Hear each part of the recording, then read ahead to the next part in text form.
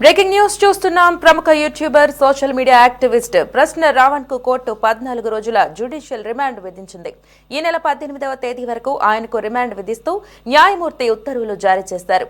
ఉప సహా పలు చట్టాలు వ్యతిరేక చర్యలకు పాల్పడినట్లు ఆయనపై తీవ్రమైన ఆరోపణలు రావడంతో ఆంధ్రప్రదేశ్లోని గన్నవరం పోలీస్ స్టేషన్లో కేసులు నమోదయ్యాయి. ఈ కేసుల ఆధారంగానే పోలీసులు ఆయనను అరెస్టు చేసి కోర్టు ముందు ప్రవేశపెట్టారు.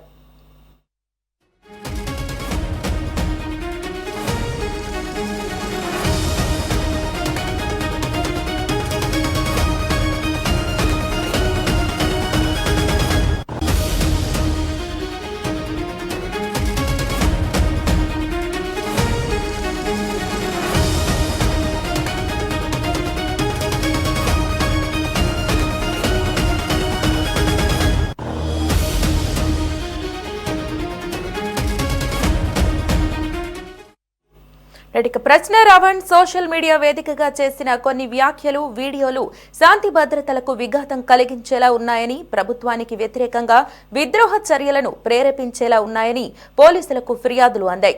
దీంతో గన్నవరం పోలీసులు రంగంలోకి దిగి ఆయనపై వివిధ సెక్షన్ల కింద కేసులు నమోదు చేసి అరెస్టు చేశారు.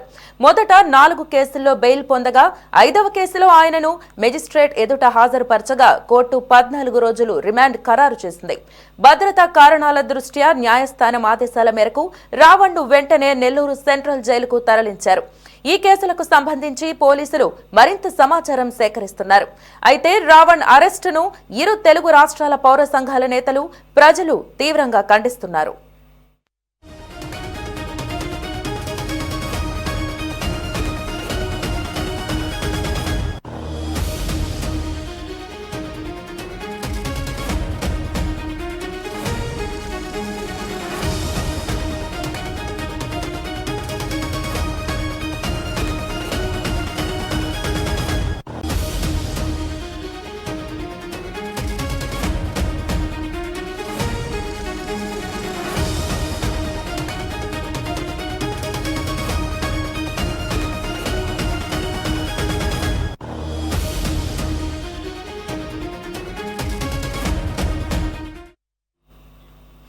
యూట్యూబర్ ప్రశ్న రావణ్ ఆంధ్రప్రదేశ్ హైకోర్టును ఆశ్రయించారు. తనపై రాష్ట్ర వ్యాప్తంగా వివిధ పోలీస్ స్టేషన్లలో నమోదైన కేసులన్నింటినీ ఒకే కేసుగా పరిగణించి ఒకే చోట విచారణ జరిపేలా ఆదేశాలు ఇవ్వాలని కోరుతూ ఆయన హైకోర్టులో పిటిషన్ దాఖలు చేశారు. ఒకే అంశాన్ని లేదా ఒకే ప్రసంగాన్ని బేస్ చేసుకుని రాష్ట్రంలోని వేర్వేరు పోలీస్ స్టేషన్లలో అక్రమంగా వరుస కంప్లైంట్లు నమోదు చేస్తున్నారని ఆయన తన పిటిషన్లో పేర్కొన్నారు. ఒక కేసులో కోర్టు నుండి బెయిల్ లభించగానే వెంటనే మరో పాత కేసు పేరుతో పోలీసులు తనను అరెస్టు చేస్తూ అక్రమ నిర్బంధానికి గురి చేస్తున్నారని ఆవేదన వ్యక్తం చేశారు. చట్టవిరుద్ధంగా జరుగుతున్న ఈ వరుస అరెస్టులను నిలువరించాలని ఆయన న్యాయస్థానాన్ని అభ్యర్థించారు. ఇదే అంశానికి సంబంధించి మరింత సమాచారం మా స్పెషల్ కరెస్పాండెంట్ రామకృష్ణ అందిస్తారు. రామకృష్ణ, చెప్పండి, మరి ఈ కేసుకు సంబంధించి అప్డేట్స్ ఏమున్నాయి తెలియజేయండి. మహిళ ప్రముఖ యూట్యూబర్ సోషల్ మీడియా యాక్టివిస్ట్ ప్రశ్న రావణ్ వ్యవహారంలో మరో కీలక మలుపు తిరిగింది. ఆంధ్రప్రదేశ్ లో నమోదైనటువంటి కేసుల్లో ఆయన్ను అరెస్ట్ చేసినటువంటి పోలీసులు కోర్టులో హాజరుపరచగా న్యాయస్థానం ఆయనకు 14 రోజుల జ్యుడిషియల్ రిమాండ్ విధించింది. ఈ నెల 18వ తేదీ వరకు రిమాండ్ విధిస్తూ న్యాయమూర్తి ఉత్తర్వులు జారీ చేశారు. దీంతో ప్రశ్న రావణ్ భద్రతా ఏర్పాట్లకు సంబంధించి పోలీసులు అటు ఆయన్ను జైలుకు కూడా తరలించడం జరిగింది. ప్రశ్న రావణ్ మీద గన్నవరం పోలీస్ స్టేషన్ లో పలు కేసులు నమోదయ్యాయి.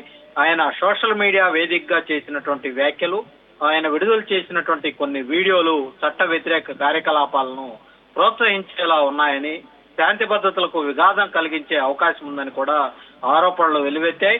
అంతేకాకుండా ప్రభుత్వానికి వ్యతిరేకంగా విద్రోహ భావాలు రెచ్చగొట్టేలా ఉన్నాయంటూ కూడా ఫిర్యాదులు అందడంతో పోలీసులు కేసు నమోదు చేశారు.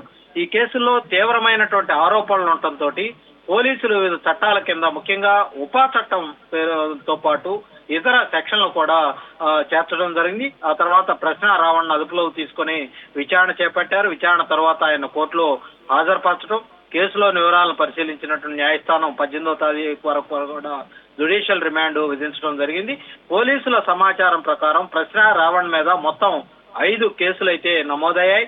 వీటిలో తొలి 4 కేసుల్లో ఆయనకు బెయిల్ లభించింది. అయితే 5వ కేసులో పోలీసులు మళ్లీ కోర్టులో హాజరుపరచగా ఆ కేసులో కోర్టు రిమాండ్ మంజూరు చేసింది. దీంతో ఆయన ప్రస్తుతం జ్యుడిషియల్ కస్టడీలోకి వెళ్లారు. కోర్టు ఆదేశాల మేరకు భద్రతా కారణాలను దృష్టిలో ఉంచుకుని రావణ్ ను నెల్లూరు సెంట్రల్ జైలుకు తరలించడం జరిగింది. జైలుకు తరలించే సమయంలో భద్రతా ఏర్పాట్లు చేశారు. ఎలాంటి అవాంఛనీయ సంఘటనలు జరగకుండా ప్రత్యేక జాగ్రత్తలు కూడా తీసుకోవడం జరిగింది. ఇదిలా ఉంటే ఈ కేసుకు సంబంధించి పోలీసుల దర్యాప్తు మరింత వేగవంతం చేయడం జరిగింది. సోషల్ మీడియాలో ప్రశ్న రావణ్ చేసినటువంటి పోస్టులు, వీడియోలు, వాటి వల్ల కలిగినటువంటి పరిణామాలు, వీటి మీద వచ్చినటువంటి ఫిర్యాదులు, అలాగే డిజిటల్ ఆధారాలను అధికారులు అయితే పరిశీలిస్తా ఉన్నారు. అవసరమైతే మరిన్ని వివరాలు సేకరించి కోర్టుకు సమర్పించేందుకు సిద్ధమవుతా ఉన్నారు. మరోవైపు ప్రశ్న రావణ్ అరెస్టు అటు రాజకీయ వర్గాల్లో కూడా తీవ్ర చర్చనీయాంశంగా మారింది. ఇరు తెలుగు రాష్ట్రాలకు సంబంధించినటువంటి పలువురు పౌర సంఘాల నాయకులు, సామాజిక కార్యకర్తలు ఆయన అరెస్ట్ ను తీవ్రంగా ఖండిస్తా ఉన్నారు. భావ వ్యక్తీకరణ స్వేచ్ఛను అణచివేసే చర్యగా వాళ్ళంతా కూడా అభివర్ణిస్తా ఉన్నారు. చట్టపరమైనటువంటి హక్కులను పరిరక్షించాలని, కేసులపై నిష్పక్షపాతంగా విచారణ జరపాలని కూడా వాళ్ళు డిమాండ్ చేస్తున్నటువంటి పరిస్థితి అయితే ఉంది. అయితే పోలీసులు మాత్రం మేము చట్ట ప్రకారమే చర్యలు తీసుకున్నామని వాదిస్తా ఉన్నారు. సోషల్ మీడియాలో ఎవరైనా చట్ట వ్యతిరేకంగా వ్యవహరించినా, ప్రజల్లో విద్వేషాలు రెచ్చగొట్టేలా, అలాగే శాంతి భద్రతలకు భంగం కలిగించేలా పోస్టులు చేసిన చట్టపరమైనటువంటి చర్యలు తప్పవని పోలీసు యంత్రాంగం అయితే హెచ్చరికలైతే జారీ చేస్తా ఉంది. ప్రస్తుతం రావణ్ కేసులో దర్యాప్తు అయితే కొనసాగుతోంది. తదుపరి విచారణలో మరికొన్ని విషయాలైతే వెలుగులోకి వచ్చే అవకాశం ఉంది. ఇప్పుడు ప్రస్తుతం అయితే తెలుగు రాష్ట్రాల్లో ప్రశ్న రావణ్ కేసు అయితే చర్చనీయాంశంగా మారింది. ఆయన ప్రధానంగా పవన్ కళ్యాణ్ మీద చేసినటువంటి వ్యాఖ్యలు ఏవైతే ఉన్నాయో ఆ వ్యాఖ్యలే ఈ రోజు ప్రశ్న రావణ్ అరెస్ట్ కు ప్రధాన కారణంగా స్పష్టమవుతున్నటువంటి పరిస్థితి అయితే కనిపిస్తా ఉంది. Mahija. Right Ramakrishna, thank you.